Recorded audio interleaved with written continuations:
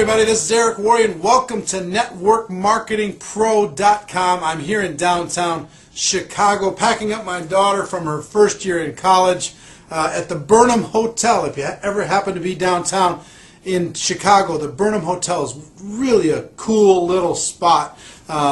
Great view, as you can tell. But today, what I want to talk about, I've been hearing a lot of people asking, how do I prospect? How do I get out there and talk to people about the opportunity? So we're going to start a series of shows talking about that subject. And the first thing I want to talk to you about is there's this huge limiting belief that I hear all the time, and that's when people say, well, you know what? The people get involved and that are successful in network marketing, they must know a lot of people. I just don't know that many people. And because I don't know that many people, you know what? I don't know if it's for me. And it's such a limiting belief. There's this myth out there that in order to be successful, you must know a lot of people. And here's what I will tell you. That myth is untrue. Finding people to talk to is a skill, just like any other skill that you need to develop. And it is a skill that I learned to develop. And there are three different kinds of people when it comes to approaching our business. The first group are the posers. These are the people who they never even make a written list of people to talk to. They make a mental list of 3, 4, 5, 6 people to talk to, and then they go approach those people really poorly, and depending on the results of that mental list, what those people, their first impressions were, that will determine whether or not that person stays in the network marketing profession.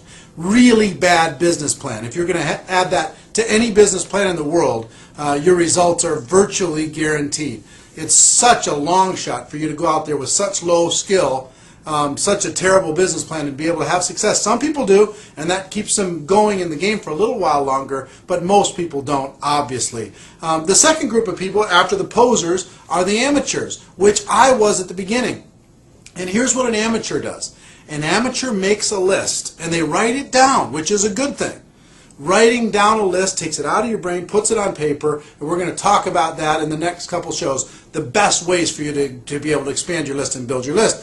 But what amateurs do is they make a list of, let's say, 100 people, and then that is their business. That is their entire blueprint for success in their business. And they immediately start to drain the list. And as the list goes down, their anxiety goes up, because if they run out, then the business is over. You know, that's what I did. I made a list of, everybody I could think of, and then I started going through the list. People said no, some people said yes, some people said no, and down it would go, and down it would go, and down it would go, and I started to panic, because if I ran out, then what was I going to do? I didn't know, where else I would go from there. And I remember it took me about 2 or 3 years for me truly to absolutely exhaust my list. And I thought my business was over. I was 25, 26 years old. And I thought my entire career was done because I'd run out. I literally, anybody that I knew had either said yes, no, not now. Look, you've called us 10 times.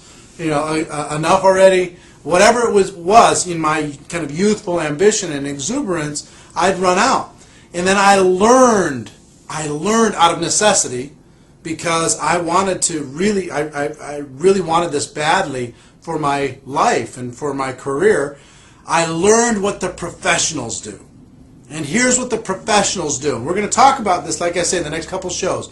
But I want to just highlight for you. There's posers, make a mental list, drain the list really fast. Either they get success or failure. The amateurs make a written list, drain the list, and as it goes down, when it goes down, either they have success or they don't. And then the professionals make a list, and they start talking to people on that list, but then they learned how to constantly add to the list. Professionals are always finding ways to add 2, 3, 4 people every single day to their list, so they never ever run out of people to talk to.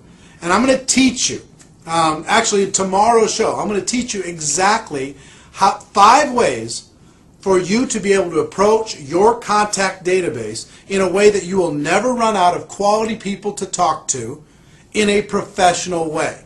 So I hope that has your interest, because that's what the professionals do. They make a list, and then that list never, ever runs out. They always have way more people to talk to than they even have time That's what professionals do, and that's what I'm going to help you become. What the professionals develop is an active candidate list, an active and growing candidate list, and that's what I'm going to teach you how to create. So those 5 ways, look on tomorrow's show, those 5 ways in order to be able to create that active and growing candidate list. I'm going to cover all 5 ways. So question of the day. How many people are currently on your written list? As you watch this right now, don't cheat. How many people are currently on your written candidate list? Put that number in the comment section below this show, okay? Be honest, and then we'll show you how to grow it from there. So ladies and gentlemen, here's my wish for you as always, is that you decide to become a network marketing professional, that you decide to go pro. Ladies and gentlemen, we've got a better way. Let's go tell the world. I'll see you tomorrow. Bye-bye.